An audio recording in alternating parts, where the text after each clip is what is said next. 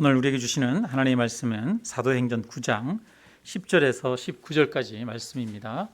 신약성경 202페이지에 있습니다. 사도행전 9장 10절에서 19절까지 말씀 우리 같이 함께 한 목소리로 읽습니다. 그때 다메섹에 아나니아라 하는 제자가 있더니 주께서 환상 중에 불러 이르시되 아나니아야 하시거늘 대답하되 주여 내가 여기 있나이다 하니 주께서 이르시되 일어나 직가라 하는 거리로 가서 유다의 집에서 5사람 사울이라 하는 사람을 찾으라. 그가 기도하는 중이니라. 그가 아나니아라 하는 사람이 들어와서 자기에게 안수하여 다시 보게 하는 것을 보았느니라 하시거늘 아나니아가 대답하여 하되 주여 이 사람에 대하여 내가 여러 사람에게 듣사온즉 그가 예루살렘에서 주의 성도에게 적지 않은 해를 끼쳤다 하더니 여기서도 주의 이름을 부르는 모든 사람을 결박할 권한을 대제사장들에게서 받았다나이다 하거늘 주께서 이르시되 가라. 이 사람은 내 이름을 이방인과 임금들과 이스라엘 자손들에게 전하기 위하여 택한 나의 그릇이라. 그가 내 이름을 위하여 얼마나 고난을 받아야 할 것을 내가 그에게 보이리라 하시니 아나니아가 떠나 그 집에 들어가서 그에게 안수하여 이르되 형제 사울아 주 곧 내가 오는 길에서 나타나셨던 여호와께서 나를 보내어 너로 다시 보게 하시고 성령으로 충만하게 하신다 하니 즉시 사울의 눈에서 비늘 같은 것이 벗어져 다시 보게 된지라. 일어나 세례를 받고 음식을 먹으며 강건하여 지니라. 아멘. 네. 우리 앞뒤 좌우에 분들이랑 한번 이렇게 인사 한번 나누겠습니다. 아이고 잘 오셨습니다. 이렇게 인사 나누시고요. 네. 코로나로 인해서 또 현장에서 모여서 예배드리기 어려운 이런 시대에 또 우리가 소수지만 이렇게 함께 모여서 하나님 앞에 예배드릴 수 있어서 참으로 감사드립니다. 오늘 이제 사도행전 9장을 읽었는데요. 사도행전 9장에는 사울이 예수님을 믿지 않다가 이제 예수님을 만나서 바울이 되는 그런 과정이 나타나 있습니다. 사울은 이 9장 1절에 보니까 주의 제자들에 대하여 여전히 위협과 살기가 등등하여 이렇게 말하고 있습니다. 사울의 마음에는 예수 믿는 사람들에 대한 증오와 적개심으로 가득했습니다. 사울은 스데반 집사를 돌로 쳐 죽일 때에도 가장 앞장을 섰던 사람입니다. 그는 예수 믿는 사람이라고 하면 이를 갈았던 것 같습니다. 누구보다도 앞장서서 예수 믿는 사람들을 잡아들이고 가두고 때리고 또 죽이기도 하는 그런 사람입니다. 그러면서도 그것이 하나님의 일이다. 이것은 정당하다라고 생각했습니다. 이번에는 이 다메섹이라고 하는 도시, 이 다메섹은 예루살렘에서 멀리 떨어져 있는 이스라엘 지역을 벗어난 이방의 다른 도시입니다.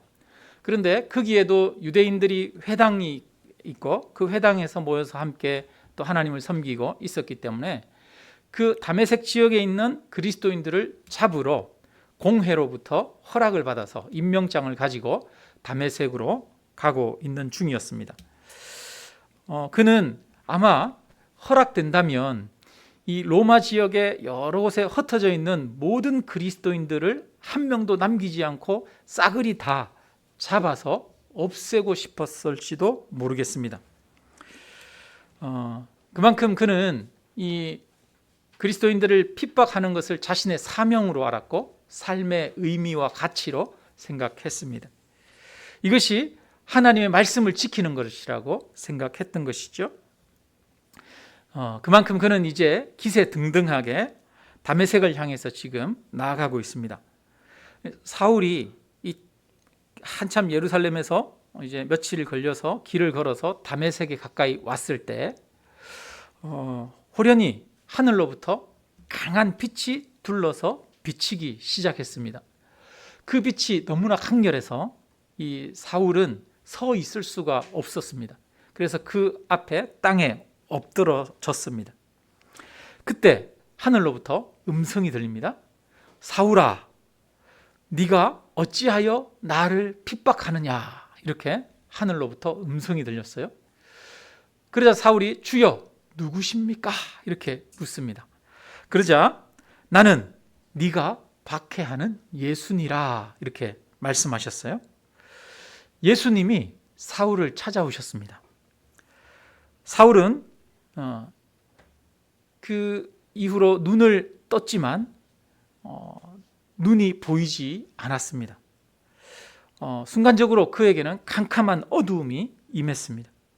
그래서 혼자 스스로 걸어갈 수가 없어서 사람들의 손을 의지해서 다메섹까지 들어갈 수 있었습니다.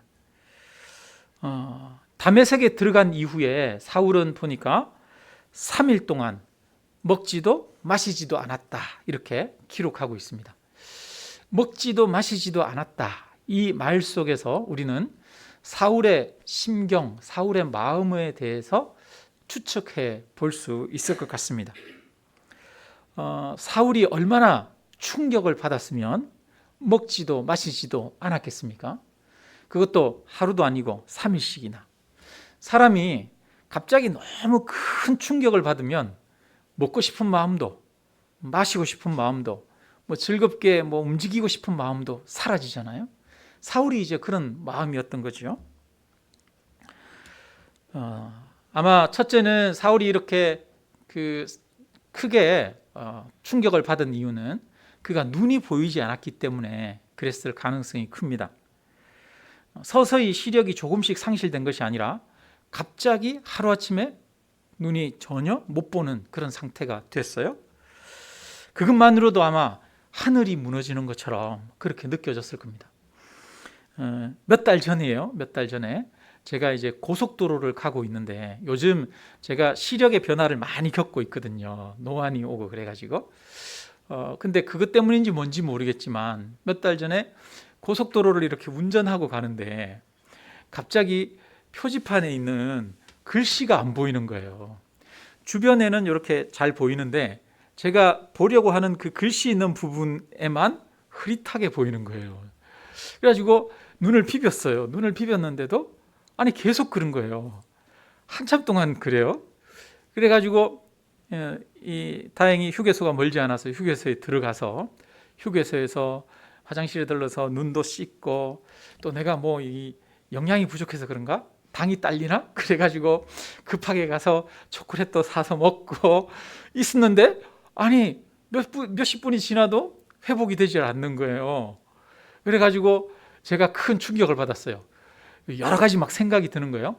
야, 이거 큰일 났다. 이렇게 초점이 안 맞춰지고 이게 내가 보려고 하는 데가 이렇게 흐릿하게 안 보이면 앞으로 책도 못 읽는데, 이거 성경책도 볼 수 없고, 야, 이거 설교도 못하고, 이거 이렇게 되면 이거 어떡하냐, 큰일이다, 나는 이제 목회는 더 이상 못하는 거 아니냐, 이런 생각이 드는 거예요. 완전히 캄캄한 어둠도 아니고 일부가 안 보였을 뿐인데도 절망하는 마음이 생기더라고요.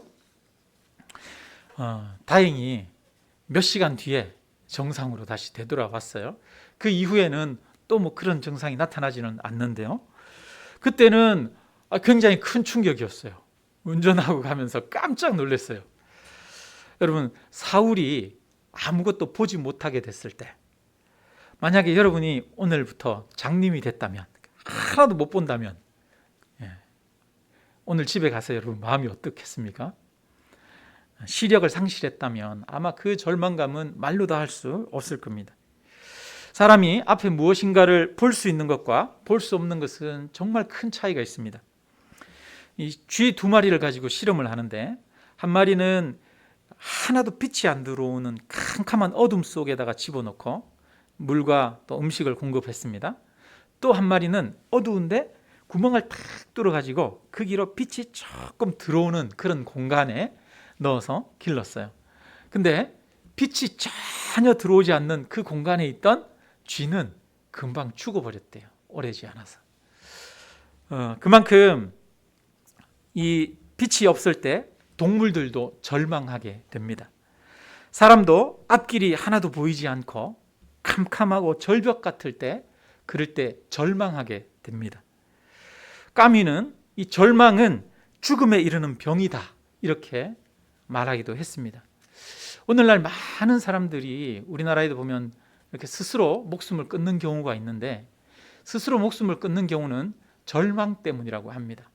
더 이상 나아질 거라는 기대가 전혀 없을 때, 사방이 막힌 것 같을 때, 그럴 때 사람은 절망하게 되고, 그 절망감이 스스로 자신의 목숨을 끊게 만든다고 합니다. 그런데 여러분, 사방이 막힌 것 같았을 때라도 여러분, 하늘은 뚫려 있는 줄로 믿습니다. 그래서 주님은 말씀합니다. 너희가 우겨 쌈을 당하여도 쌓이지 않을 것이다 말씀하고 있습니다. 우리는 오히려 우리 주변이 우겨 쌓였을 때, 우리 주변이 절망으로 가득한 것처럼 보일 때, 때로는 비로소 하나님을 만날 수 있고 자기 자신을 바르게 볼 수 있기도 합니다.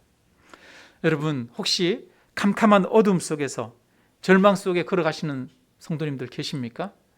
여러분, 하나님이 여전히 우리와 함께 하시는 줄 믿으시기를 바랍니다. 믿음은 보이지 않지만 그것을 믿는 것입니다. 보이는 것을 쫓아가는 것이 믿음이 아니라 보이지 않지만 믿음으로 달려가는 것입니다. 하나님이 나와 함께 하심을 믿으시기 바랍니다. 캄캄한 어둠 속에 바울이 얼마나 절망스러웠을지 우리는 상상할 수 있습니다. 그는 자신이 아무것도 아니고 또 아무것도 할 수 없고 아무 쓸모없는 사람이 된 것을 느꼈습니다. 어둠 속에서 철저한 절망과 무능력함을 느꼈습니다. 아마 그래서 그는 먹고 싶지도 않고 마시고 싶지도 않았을 것 같아요. 그리고 두 번째로, 그는 자신의 지난 날 때문에 아마 먹고 마실 수가 없었을 것입니다. 눈이 멀기 전에 밝은 빛을 보았습니다. 그리고 주님이 왜 너는 나를 핍박하느냐라고 물으셨습니다. 아마 이 바울의 귀에는 그 주님의 음성이 생생하게 쟁쟁하게 들렸을 것입니다.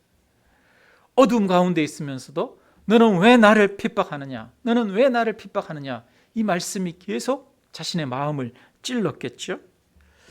그토록 잔인하게 박해하고 경멸하던 예수님이 실제로 살아있는 것을 알게 되었습니다. 그동안에는 예수장이들이 거짓말한다고 생각했어요. 예수가 부활하셨다, 예수가 하나님의 아들이다, 이렇게 말하는 것이 다 거짓말이라고 생각했는데, 이제 바울은 그것이 거짓말이 아니라 진짜라는 것을 깨닫게 되었습니다.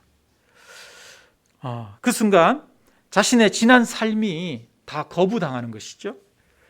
온 몸을 바쳐서 헌신했던, 그리스도인들을 박해하는데 헌신했던 모든 지난 삶이 잘못되었다는 것을 느꼈습니다.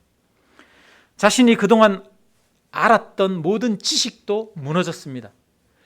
율법을 아는 그런 전문가라고, 그는 율법학자라고 스스로 생각을 했는데, 자신이 알고 있는 그 율법이 잘못되었다는 것 또한 깨달았습니다. 신앙이 무너져 내린 거죠. 그러면서 삶의 의미와 가치를 잃어버린 겁니다. 사울은 예수 믿는 자들을 정말 모질게도 핍박했습니다. 예수 믿는 자들을 잡아서 죽이는데 앞장섰던 사람입니다. 그동안 얼마나 잔인하게 행동하며 살았는지 자신의 악독함과 추악함이 하나하나 느껴졌을 거예요. 캄캄하게 아무것도 안 보이는 그 상황 속에서 그동안에 봤던 지난날의 어떤 충격적인 일들이 얼마나 생각이 났겠습니까? 이 사울이 앞장서서 스데반 집사를 죽였는데, 스데반 집사를 돌로 쳐 죽이던 그 장면이 아마 그에게 떠오르지 않았겠습니까? 많은 사람들을 잡아서 가두고 채찍으로 때리고 피가 터지도록 만들고 그렇게 학대하던 그런 모든 장면들이 하나하나 떠올랐을 것입니다. 그는 자기 자신이야말로 오히려 죄인이었고 자기가 죽어야 하는 사람인 것을 보게 되었습니다. 얼마나 많은 죄를 저질렀는지 비로소 깨닫게 된 것이겠죠. 아마 자기의 그 잘못을 깨닫게 되었을 때 자기로 인해서 많은 사람들이 죽고 고통당했다는 것을 비로소 알게 됐을 때 이 사울은 울지 않을 수 없었을 것 같아요. 어쩌면 아마 이 사울은 3일 내내 하나님 앞에 울면서 통곡하지 않았을까, 그런 생각을 하게 됩니다. 그래서 그는 3일 동안 식음을 전폐했습니다. 그때 다메섹에 아나니아라고 하는 제자가 한 명 있었는데요, 아마 이 사람은 아주 신실한 사람이었을 것 같습니다. 예수님께서 아나니아에게 환상으로 나타나셔서 말씀하십니다. 일어나 집가라 하는 거리로 가서, 집가라고 하는 거리는 뭐냐 하면 이 다메섹에 길이 이렇게 똑바로 이렇게 만들어진 곳이 있었나 봐요. 뭐 옛날 우리나라도 보면 도시나 이런 데 보면 다 길이 이렇게 꼬불꼬불하고 이렇잖아요. 근데 아마 거기에 집가라고 하는 길이 곧은 어떤 그런 지역이 있었는데, 거기에 유다라고 하는 사람이 살고 있는 집이 있습니다. 그 유다의 집에 가서 5 사람 사울을 찾으라 이렇게 말합니다. 그가 기도하는 중이다. 그래서 그 아나니아라고 하는 사람이 이제 그 사울이 아나니아라고 하는 사람이 들어와서 자기에게 안수하여 다시 보게 하는 것을 보았다 이렇게 말씀합니다. 그러니까 이 사울이 기도하고 있었잖아요. 사울이 기도하면서 환상을 본 것 같아요. 환상을 봤는데 아나니아라고 하는 사람이 자기에게 오더니 안수했는데, 안수하니까 그동안에 보지 못하던 눈이 다시 보게 되는, 그것을 그가 환상 중에 본 거예요. 근데 여러분, 사울에게만 이걸 본 게 아니라 누구도 봤어요? 아나니아도 똑같은 그것을 보잖아요. 예수님이 아나니아에게 환상 중에 나타나셔요. 그래서 그에게 말씀하십니다. 너는 집가라 하고 하는 거리로 가서 사울이라고 하는 사람을 만나서 그에게 안수해라 이렇게 말씀합니다. 하나님이 동시에, 예수님이 동시에 사울에게도 동시에 아나니아에게도 말씀하셨습니다. 여러분, 이렇게 안 해도 되잖아요. 예수님이 그냥 이 사울을 고쳐주셔도 되잖아요.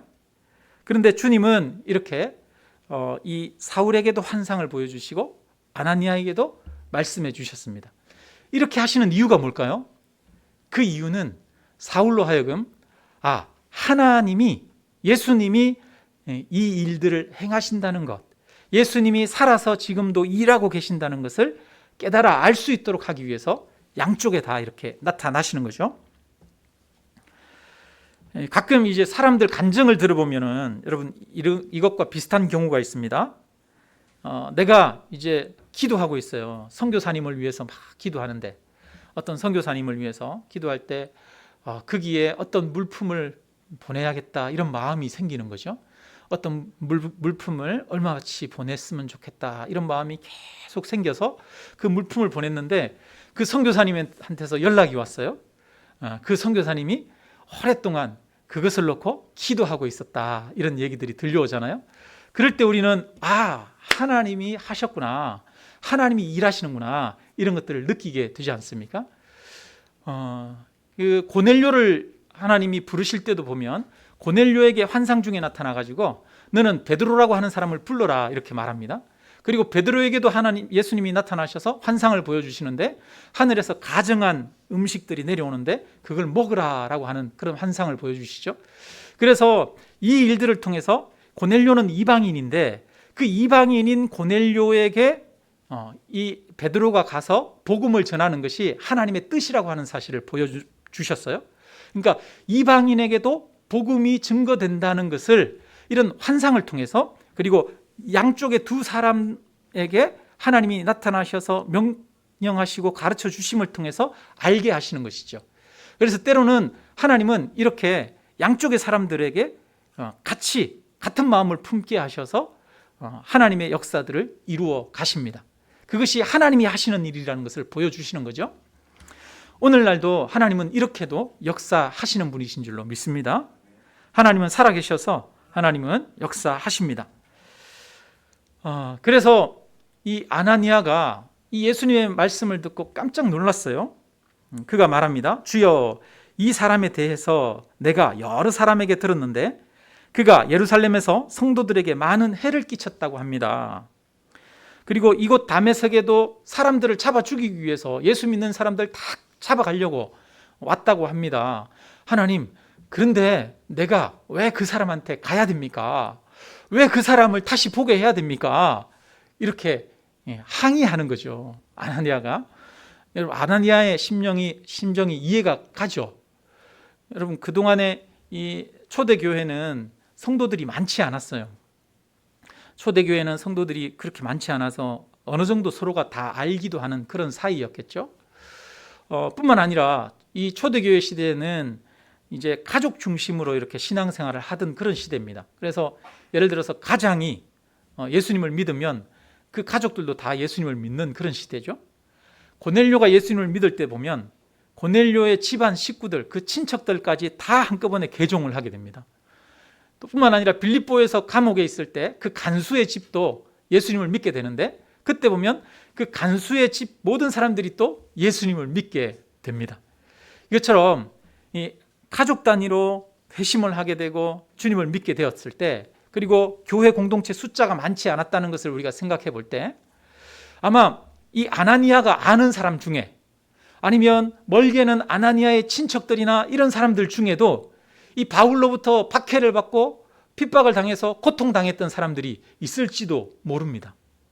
여러분, 내가 모르는 사람이 어떤 사건을 겪으면 그거는 좀 멀게 느껴지잖아요.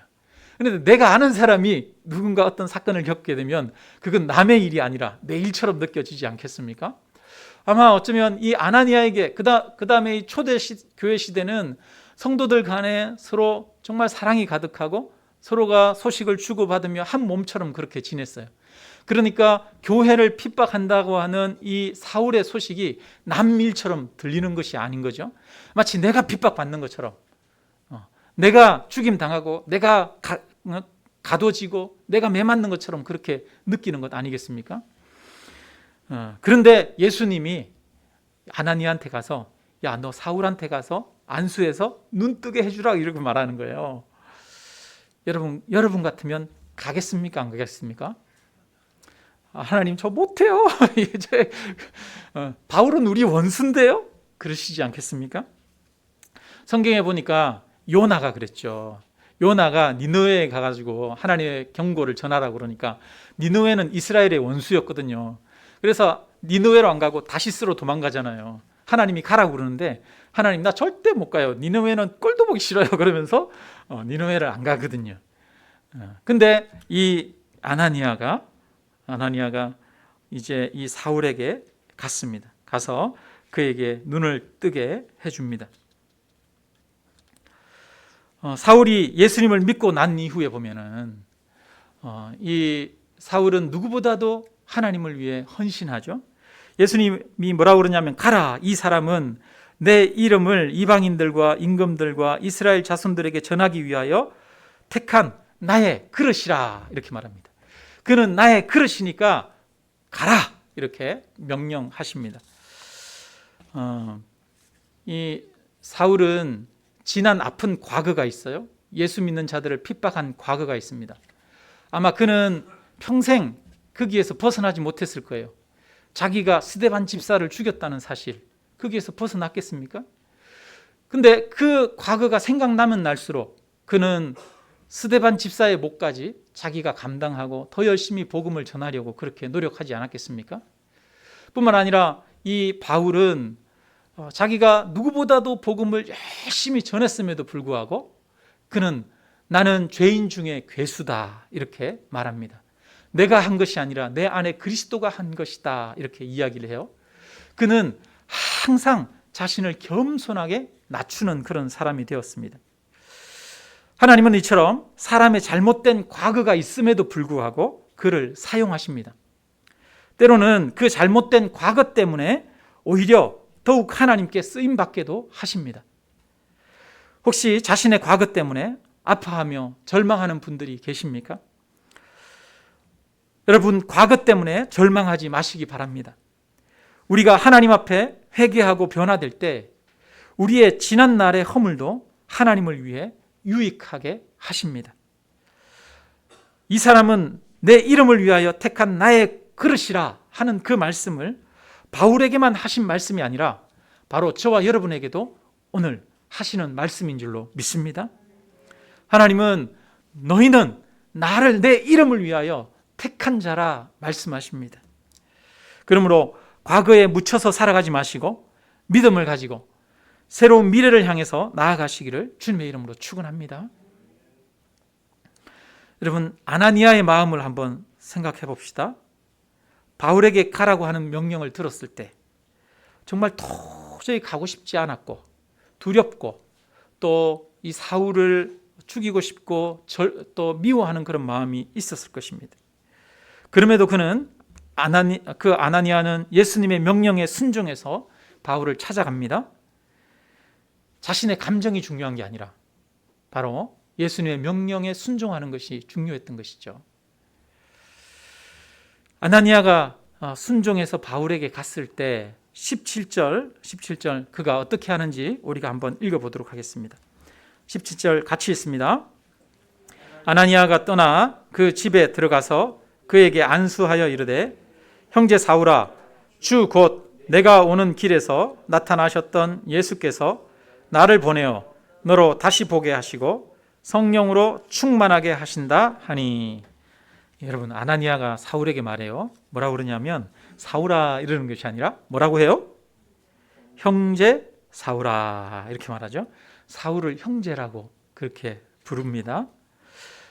두려워하던 사람이었고 미워하던 원수였는데 그를 보고 긍휼히 여기는 마음이 생겼어요. 예수님의 은혜로 사울을 형제로 받아들이는 마음이 생겼습니다. 그래서 그를 형제 사울아 이렇게 불렀습니다. 사울은 다메섹에 있는 성도들을 박해하고 나의 형제, 나의 가족들을 가두려고 하는 그런 사람이었는데 그를 형제라고 부릅니다. 예수님 때문에 순식간에 원수 같은 사람이 바로 형제가 된 것이죠.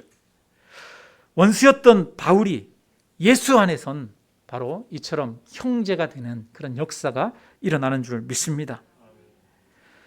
아마 여러분 이 아나니아가 그 이후에 여러분 사울을 용서해주고 또 사울을 안아주는 그런 일들이 있었지 않겠습니까? 아마 그를 진심으로 받아주고 진심으로 안아줬을 것 같아요. 이제 봅시다. 아나니아가 이 사울에게 안수해 줍니다. 안수해 줄 때 그의 눈이 다시 떠지는 거예요. 비늘 같은 것이 눈에서 벗겨지더니 다시 보게 된 겁니다. 캄캄한 어둠 속에서 눈을 딱 뜰 수 있게 된 거죠. 여러분, 이때 얼마나 또 충격이고 기쁘고 놀랐겠습니까? 저도 이제 예전에 그 영성 훈련 이런 거 할 때 이제 그런 프로그램을 한 적이 있는데 눈을 다 가리고 손을 잡고 앞사람이 인도하는 대로 막 가요. 그렇게 해서 한 10분 정도 이렇게 막 돌아다니다가 이렇게 원을 이렇게 운동장에서 딱 그리게 한 다음에 그다음에 눈을 뜨세요. 그래요. 이렇게 탁 그러면 탁 벗으면 확 보이잖아요. 갑자기 한 10분, 20분만 눈을 감았는데도 그렇게 해서 막 돌아다니다가 눈을 딱 뜨면 완전히 세상이 달라 보여요. 세상이 얼마나 아름답게 보이는지요. 여러분 한번 해보십시오. 여러분 한 10분, 20분만 그냥 눈 감은 채로 막 돌아다니다가 눈 딱 떠보면 신천지가 열리는 것 같은. 여러분 우리가 신천지가 아니고 네, 새로운 세상이 열리는 것처럼 그렇게 보입니다. 바울도 눈을 감은 사람이었어요. 근데 그가 이제 예수님을 만나서 눈이 떠졌습니다. 제대로 볼 수 있게 되어진 것이죠. 새로운 세상을 살게 되어졌습니다. 아마 그것만으로 그땐 이제 감격스러웠을 텐데 그 이후에 이 아나니아가 아마 이 바울을 이렇게 안아줬을 것 같아요. 제가 볼 때는 나는 그리스도인들을 박해했는데 내가 박해했던 그리스도인들이 내게 와서 안수해줘서 눈을 뜨게 하고 또 나를 안아주고 나를 형제라고 불러줬을 때 그때 아마 바울은 울음이 터지지 않았을까. 바울은 울지 않고 그냥 가만히 있지는 못했을 것 같아요. 내가 스데반을 죽였는데 내가 예수 믿는 사람들을 그렇게 박해했는데 나를 이렇게 팍 안아주니까 아마 거기서 바울은 엉엉 울면서 울었고, 또 뿐만 아니라 그 아나니아랑 거기에 있던 그리스도인들 앞에서 그동안에 자신이 잘못했음을 회개하고 용서를 구하지 않았겠습니까? 아마 거기에 있는 그리스도인들도 다 그가 사울이 회개하는 것을 듣고 아마 그를 형제로 받아주고 안아주었을 것 같아요. 여러분, 우리가 여기에서 기억해야 될 것은 사울이 예수님을 만나게 되는데, 사울이 예수님을 만날 때 사울이 뭔가 잘한 게 있어서 예수님을 만났습니까? 아니면 예수님이 일방적으로 사울을 찾아오셔서 그를 만나 주셨습니까? 사울은 지금 예수 믿는 사람들 잡아 죽이려고 하고 있었잖아요. 그런데 예수님이 오셔서 그를 만나 주셨잖아요. 사울의 공로가 있습니까? 없습니까? 사울의 공로는 아무것도 없어요. 그런데 그가 예수님을 만나게 되고 그가 구원 얻은 하나님의 백성이 된 것입니다. 마찬가지로 우리는 사울처럼 아무 공로가 없는 사람들입니다. 그런데 하나님이 저와 여러분을 만나 주셔서 하나님의 백성을 삼으신 줄로 믿습니다. 그래서 하나님의 전적인 은혜로 구원 얻는 것이죠. 바울도 보면 하나님의 전적인 은혜와 사랑으로, 용서로 구원을 얻게 됩니다.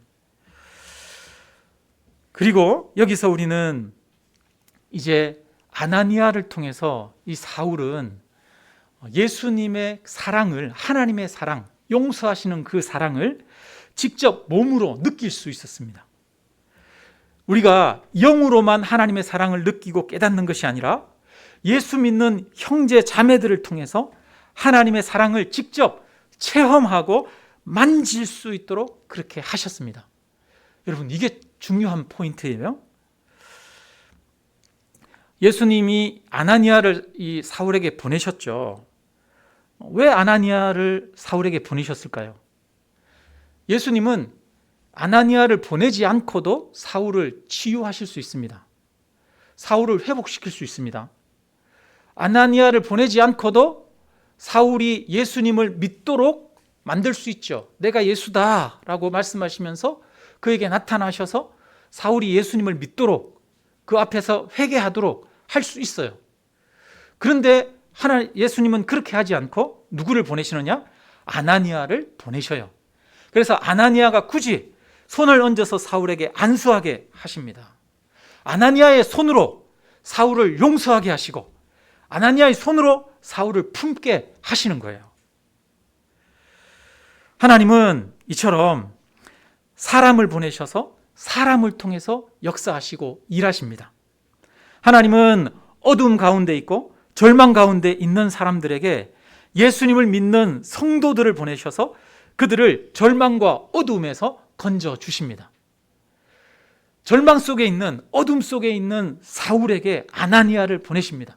마찬가지로 하나님은 오늘날 절망 가운데 있는 사람들에게 저와 여러분을 보내시는 줄로 믿습니다. 그래서 우리들은 오늘날 절망 가운데 있는 사람들에게 가야 합니다. 절망 가운데 있는 사람들을 위해서 찾아가서 만나고 기도하고 그들을 안아주어야 합니다. 오늘 저는 이 말씀을 보면서 저도 목회자로서 좀 반성이 좀 많이 되는 부분들이 있어요. 힘들어하는 성도님들을 볼 때 한편으로 저는 그분을 존중하는 의미로 어느 정도 거리를 이렇게 조금은 두는 이런 경향들이 있었던 것 같습니다. 더 가까이 다가가서 이렇게 만나고 또 위로하고 안아주는 것이 한편으로 또 부족하지 않았나, 이런 생각들을 하게 됩니다. 오늘날 수많은 선교사님들이 아프리카, 아시아, 남미 등 절망 가운데 있는 사람들을 찾아가고 있습니다. 그들을 어루만져주고 그들과 함께합니다. 그럴 때 하나님의 구원의 역사가 어두운 땅 가운데 나타나고 있는 줄로 믿습니다. 오늘날 우리들도 마찬가지입니다. 우리들은 낙심하고 절망 가운데 있는 우리의 이웃들에게 찾아가야 합니다. 아나니아가 사울에게 보냄받은 것처럼 우리들도 어둠 속에 있는 이들에게 보냄을 받았습니다. 우리는 믿지 않는 사람에게만 보냄을 받은 것이 아닙니다. 교회 안에서, 성도 안에서 아파하는 분들, 눈물 흘리고 계시는 분들이 많이 있습니다. 우리가 함께 신앙생활하다가 때로는 절망하고 누구나 낙심할 때가 있기도 합니다. 그럴 때 우리는 아나니아가 사울을 찾아가서 서로가 만나주는 것처럼 성도들 안에서도 서로가 서로를 찾아가고 서로가 서로를 만나는 그런 일들이 있어야 하겠습니다. 서로를 붙들어주고 기도해주며 일으켜 세워야 하겠습니다. 바로 저와 여러분이 어둠과 절망 가운데 앉아있는 자들에게 찾아가는 아나니아와 같은 사람이 되어지기를 주님의 이름으로 축원합니다. 그 다음에 여러분 한 가지 또 더 말씀드리는데요. 사울은 이 아나니아의 안수로 눈을 뜬 후에 일어나서 세례받고 그리스도인이 되었어요. 그리고 이제 다메섹에서 한동안 있으면서 제자들과 교제하며 그들과 함께 지냈습니다. 그러면서 이제 예수님에 대해서 더 많은 것들을 듣게 되었겠죠. 이전에도 바울은 예수 믿는 사람들을 잡아서 가두고 박해했기 때문에 아마 그들로부터 전도의 말들, 여러 가지 말들을 많이 들었을 거예요. 여러분, 예수님 믿는 사람들이 잡혀가면서 그냥 잡혀갔겠어요? 그죠? 바울이 잡아가는데 그냥 안 잡혀가고 바울한테 뭐라고 그랬겠어요? 예수 믿으세요. 예수님은 살아계십니다. 부활하셨습니다. 이런 얘기 하지 않았겠어요? 그죠? 아마 그리스도인들은 잡혀가면서도 그랬을 거예요. 바울에게 예수 믿으라고 그랬을 거예요. 나중에 보면 예수도 보면은 그가 잡혀가지고 감옥에 가서도 사람들에게 예수 믿으라고 복음 전하잖아요. 아마 이 바울에게도 사람들이 예수님에 대해서 증거했을 겁니다. 그래서 예수님에 대해서 어느 정도 알고는 있었지만 충분하지 않았겠죠. 그는 교회 성도들과 교제하면서 거기서 예수님에 대해서 더 많은 것들을 알게 되었습니다. 원수가 예수님 안에서 형제 자매가 되고 함께 거하며 한 몸이 되는 것을 직접 경험하게 하셨습니다. 여러분, 여기서 우리가 한 가지 생각해야 되는 것은 교회라고 하는 것입니다. 바울이 예수 그리스도를 믿는 걸로 끝나는 게 아니에요. 예수님은 이 바울로 하여금 그냥 환상 중에 나타나셔가지고 그에게 내가 예수다라고 해서 예수님을 믿는 걸로 그냥 끝나게 하신 것이 아닙니다. 그에게 아나니아를 보내서 아나니아가 그를 다시 회복시켜주고 아나니아가 안아주고 아나니아와 함께 교제하도록 하셨어요. 예수 믿는 것이 목적이 아니라 예수님의 목적은 바울이 예수를 믿고 교회 공동체의 일원이 교회가 되게 하는 것이었습니다. 여러분, 예수님을 믿는 것으로 충분하다면 예수님이 바울에게 환상 중에 나타나는 걸로 끝나면 됩니다. 그런데 아나니아를 보내신 것은 아나니아를 통해서 바울이 교회를 경험하게 하시는 겁니다. 한 형제, 한 자매인 것을 경험하게 하시는 거예요. 하나님의 사랑이 사람들 가운데 이루어지는 것을 경험하게 하시는 것이죠. 그래서 하나님의 목적은 단순히 우리가 예수 믿는 사람이 되게 하는 데 있는 것이 아닙니다. 하나님은 우리가 교회를 이루게 하십니다. 함께 형제가 되어 그리스도의 사랑을 나누고 한 몸이 되게 우리를 부르셨습니다. 하나님의 목적은 우리가 예수 안에서 한 형제 자매요 교회가 되게 하시는 것입니다. 그리고 그 교회 안에서 함께 자라가게 하십니다. 여러분, 예수 믿는 게 목적이 아니라 뭐가 목적이라고요? 하나님은 예수 믿는 거에서 그치는 것이 아니라 교회를 이루도록 부르셨다는 거예요. 바울이 교회를 경험하고 교회를 이루도록 함께 한 공동체가 되도록 그를 부르셨다는 것. 그래서 아나니아를 보내셨다는 것. 여러분, 이거를 우리가 기억해야 될 줄로 믿습니다. 남녀가 만나서 결혼을 하면 여러분, 사랑이 완성되는 게 아니죠. 결혼은 이제 사랑을 이루어가기 위한 과정의 첫 시작입니다. 그래서 다투기도 하면서 사랑을 만들어가는 것이죠. 마찬가지로 하나님은 예수 믿는 사람들을 교회로 부르셨습니다. 지상의 교회가 완전하기 때문에 교회로 부르신 것은 아닙니다. 지상에 있는 교회는 여러 가지 부족한 것들이 많습니다. 그렇지만 예수님을 주로 모시는 사람들이 모여서 함께 한 몸이 되고 예수의 사랑을 실천하는 법을 배우는 곳입니다. 결혼은 사랑을 이루어가고 만들어가는 것이죠. 마찬가지로 교회도 예수 그리스도를 바라봄으로, 촛대로 바라봄으로 예수 그리스도 안에서 함께 자라가는 곳이 바로 교회입니다. 그래서 그 안에서 함께 참된 사랑을 이룰 수 있는 그런 사람으로 성숙되어져 가게 하십니다. 오늘날 많은 사람들이 교회에 기대와 소망을 걸었다가 실망하고 교회를 떠나고 있습니다. 교회 안에는 많은 부조리와 잘못이 있습니다. 그러나 우리 모두가 연약하고 허물투성이기 때문입니다. 우리가 연약한 사람들인데 여러분, 어떻게 죄인들이 모인 교회가 완전할 수 있겠습니까? 스펄전 목사님이 그런 얘기를 하셨다고 그래요.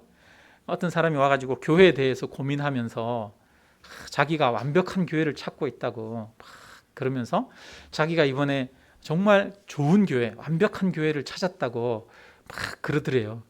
그래서 스펄전 목사님이 그 사람한테 자네는 그 교회 가지 말게 그랬대요. 왜 그랬을까요? 왜요? 그랬더니 자네가 불완전한 사람이지 않는가? 자네가 완벽한 교회에 가면 자네 때문에 그 교회가 불완전해질 걸세 그랬다는 거예요. 여러분, 우리는 불완전한 사람들이 함께 모여서 예수님을 바라보며 예수님의 사랑을 목표로 삼고 함께 성숙해가고 자라는 것이 바로 교회입니다. 그래서 교회 안에서 있을 때 우리는 함께 사랑을 배우고 훈련할 수 있습니다. 여러분, 오늘날은 교회가 무너지는 시대예요. 코로나로 인해서 신앙이 무너질 뿐 아니라 함께 교제하고 한 몸을 이루고 함께 교회되는 것을 잃어가는 그런 시대입니다. 또한 많은 사람들이 교회에 대해서 실망하고 교회를 떠나기도 합니다.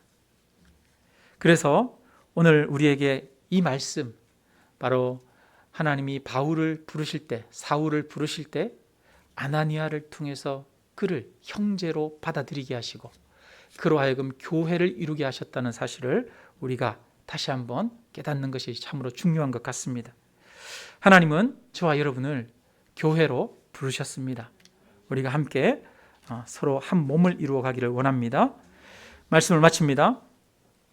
하나님은 어둠과 절망 가운데 있는 사울에게 아나니아를 보내셔서 그 눈을 뜨게 하셨습니다. 하나님은 절망과 어둠 가운데 있는 이들에게 오늘 우리를 보내십니다. 우리 모두가 서로 아파하며 탄식하는 이들 곁으로 가서 아나니아처럼 함께 기도하고 함께 안아줄 수 있는 그런 사람들이 되기를 주님의 이름으로 축원합니다. 저와 여러분이 아나니아가 되어야겠습니다. 또한 하나님이 우리를 교회로 부르셨습니다. 우리를 형제 자매로 부르셨습니다. 예수 그리스도를 표대로 삼아 우리가 함께 교회 안에 서로가 사랑으로 성장해 가도록 부르셨습니다. 우리 모두 함께 아름다운 교회 공동체를 이루기 위해 서로 안아주는, 함께 교회를 이루는, 한 몸을 이루는 역사가 있기를 주님의 이름으로 축원합니다.